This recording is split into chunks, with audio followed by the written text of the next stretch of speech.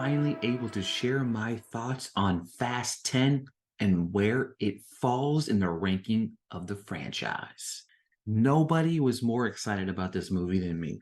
I am a massive fan of the Fast and the Furious franchise. I'm glad in Fast 9 it embraced the hysterical, crazy wildness that the film franchise has gotten itself into. But let's talk Fast 10. When the film starts, we get an idea of the behind the scenes look of what Reyes went through post life without his father. Obviously, this picks up in the aftermath of Fast 5, where we saw Dominic Toretto and the family steal all of this money, steal the vault, burn it to the ground, all of these things. And this is why Dominic Toretto is public enemy number one for Dante Reyes. He wants to teach him a lesson. He doesn't want him just to die. He wants to teach him a lesson. And he's going to use everything in his power to ensure that Toretto and his family suffer. His attention quickly turned to Cypher.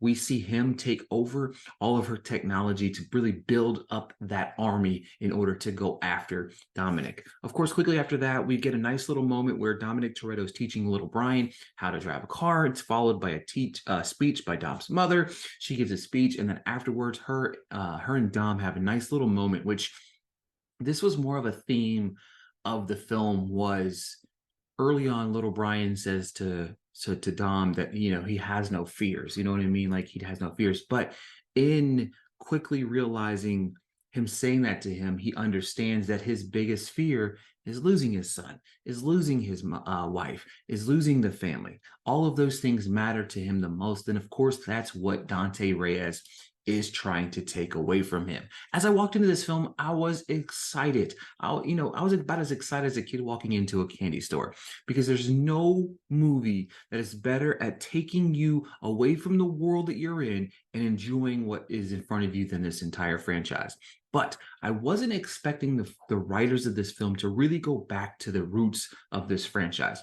With this franchise, everybody loves Dominic Toretto. But when he takes a slight step back and lets those around him shine, the movies are better for it. And he is even better for it, because personally, I feel like this might be my favorite Vin Diesel performance as Dominic Toretto. It's such a grounded film and rooted in this family, obviously, that we've built, that the stakes were finally raised to a height that we hadn't seen in the franchise since basically Fast 5. But for me, the reason this film is as good as it is because it has a formidable villain. It's not taking on technology. It's not taking on different aspects of different things. It's not having to do a heist and trying to do these things. This movie actually has a formidable villain. And to be honest with you, this franchise struggles with that. Other franchise struggle with this. The Marvel movies struggle with not having a villain that is intimidating or forced to be reckoned with. If you throw in the Joker, Hannibal Lecter, and sprinkle in a little bit of Wilson Fisk in a bottle, you shake it all up, that's what you get from Dante. If I were to say one of my favorite types of genre is action films, I would say action films are my favorite type of genre. Jason Momoa gives one of the best villainous performances I've ever seen in an action movie. And that's like ever, not just like in a bubble, ever. He is so good, from his demeanor to his carefree attitude to the quick-witted one-liners. He demands your attention, but it's just how he acts. He's quirky, he's funny, he's kind of like that hipster vibe that you get, but at the same time, he's unhinged, he's creepy, he's cold and calculated. And Momoa has never been better in any performance of his entire career. I'm not sure what he sets in store for us and kind of lays the groundwork here only excites you for what's ahead with this franchise. He is that good in this film. I've never, when I wrote an article about a year ago, I was excited for this casting. Never been a huge fan of Momoa's work. I just feel like he's okay, but I felt like he could portray a villain in a way that is believable. He's got the size, he's got the good looks, he's got charisma, and he brings all of those things to the table. And when he does, it's unbelievable. I was very impressed with his work on this film, and he exceeded all expectations that I had for him in this film. He really did, and I was thoroughly impressed. All right, as far as the rest of the film goes, look, you know what you're going to get with these characters. You really do. Like, you really understand these characters and what you're going to get from them. So you get the funness from Tage and Roman, who are just incredible. Like, I want a Ludacris and Tyrese movie spinoff of just these two. I'd even do like a TV show of just these two off doing their own thing. We get to see Letty kick some ass. Jacob provides a fun addition. I'll tell you what, John Cena is incredible in this. He's not in it very long, but the time that he has spent in this movie is rather great. He's really, really fun. There's some new faces in Tess and Ames. Alan Ritchson and Brie Larson, both fantastic additions to the film. They play their pivotal parts in the movie. There's several fun, exciting cameos in this film. One that I'm not going to say because I don't want to spoil it yet, but very much on my brand, very much one of the oh my God, I cannot believe this is happening moments I've had, obviously in this franchise ever, but it was such a moment that I needed. I mentioned, like I said, Vin Diesel as Dominic Toretto. It's almost as if he understands that we're on that last ride, right? He understands that, and he brought a very personal performance to this that I wasn't expecting, and I thought it was fantastic. Great to see Jason Statham back. Like, incredible to see him back. I love him in this franchise. He just, again, another guy that's really badass. I love watching him. As you all know, with the franchise, you're bound to see some crazy over the top action sequences that will leave you laughing, cheering, and in all at the same, probably all three at the same time. There's several moments you're just like, really? And it's just because, you know what? Suspend that disbelief. Have fun with these movies. Have fun with them. I'm not expecting to see Oscar-worthy performances or groundbreaking script or game-changing filmmaking or anything like that. I just go to these movies, turn off my brain, and have the time of my life.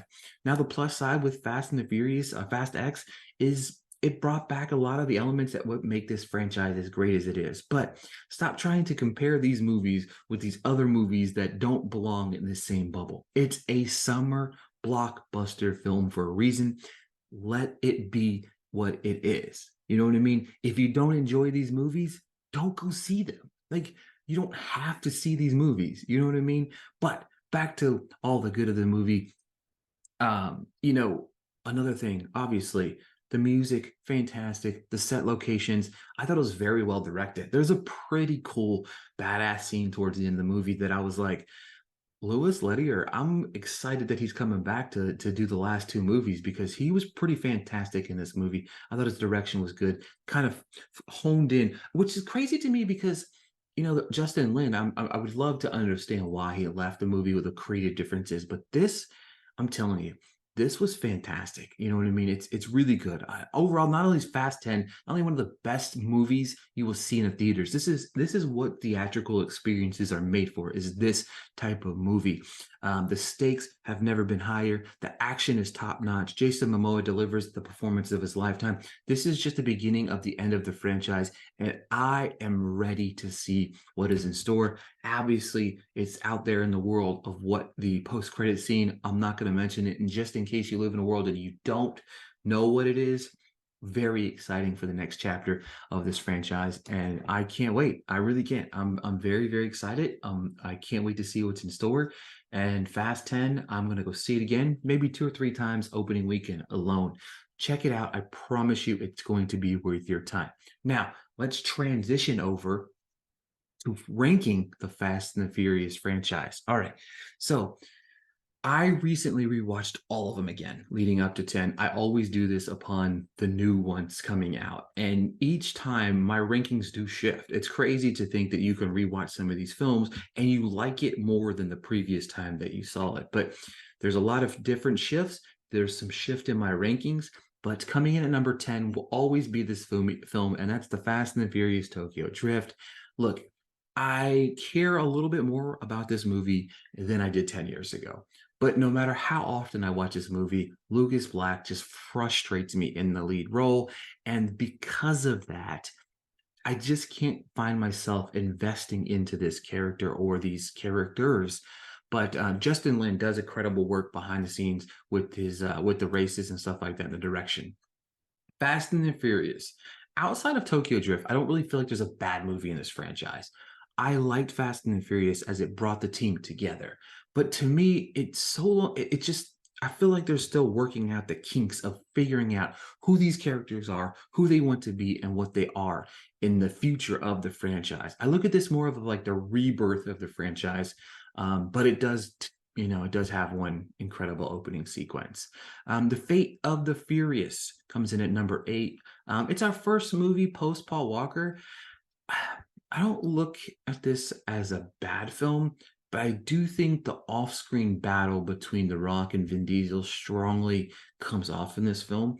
I hate it so much, how that really affected the overall story and really kind of caused more, in my opinion, like a demise of this franchise. Thankfully, it's not a franchise killer, I guess you could say, but it fits down at number 8. I do love the introduction of Charlize Theron. I think that she's a fantastic top tier villain in this franchise.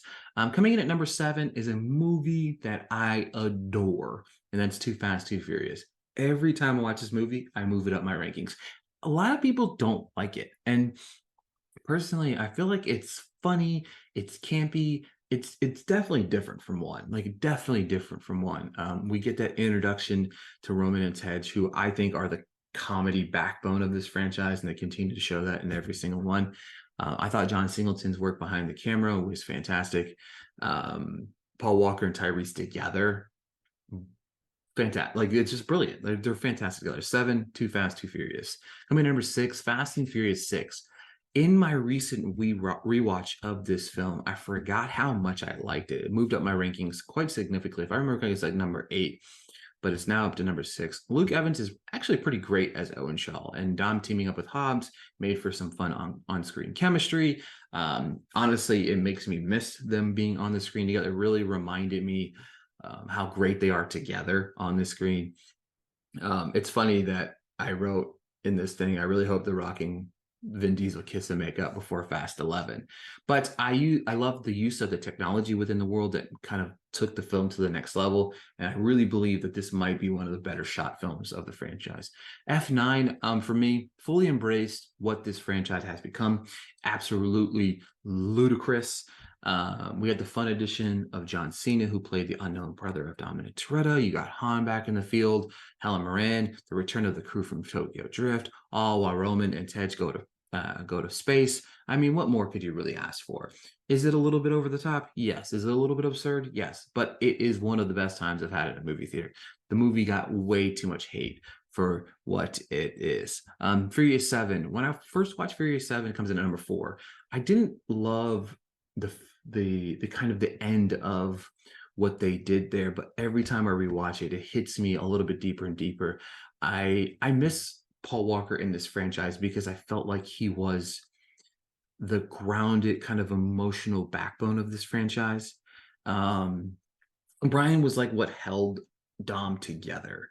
And, we've seen, what I loved about Fast 10 was I felt like it kind of brought back that grounded approach to the film that was lacking since Brian's been gone.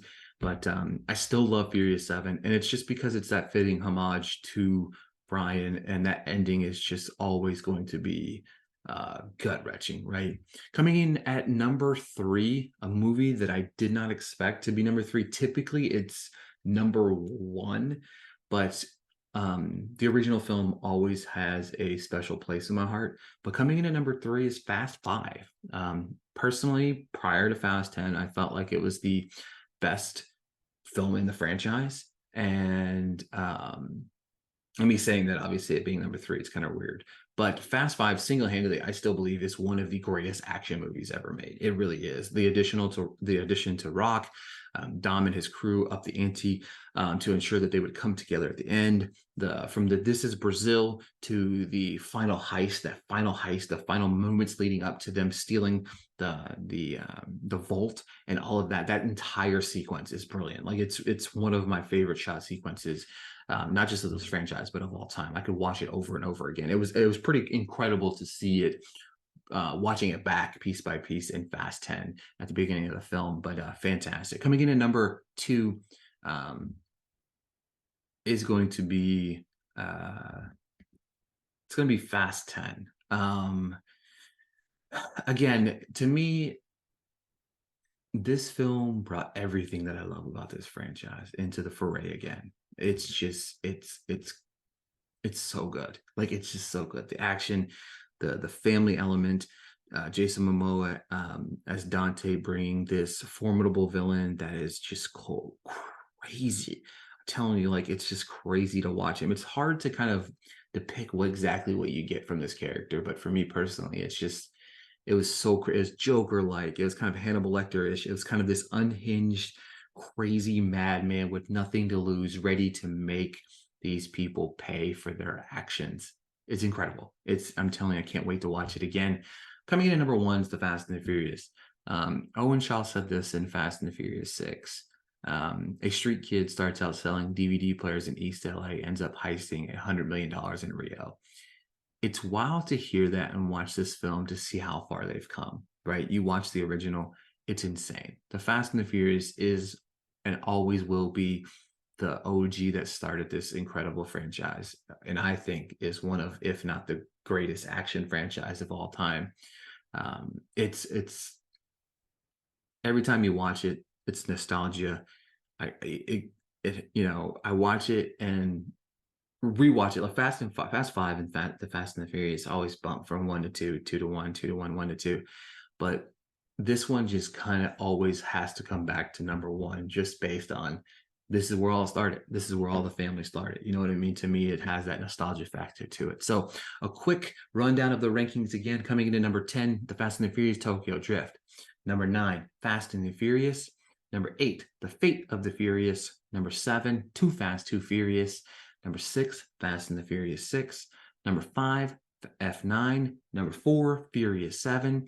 Number 3, Fast 5. Number 2, Fast 10. And then number 1, The Fast and the Furious. I want to know, after you see Fast 10, what your thoughts on the film and where it ranks amongst the 10 films. Thank you guys for tuning in. I can't wait to hear thoughts. I can't wait to rewatch Fast 10. Talk to me about it. Hit me up on Twitter at @RickyVlair_. Thank you guys so much for tuning in. I'll talk to you guys later.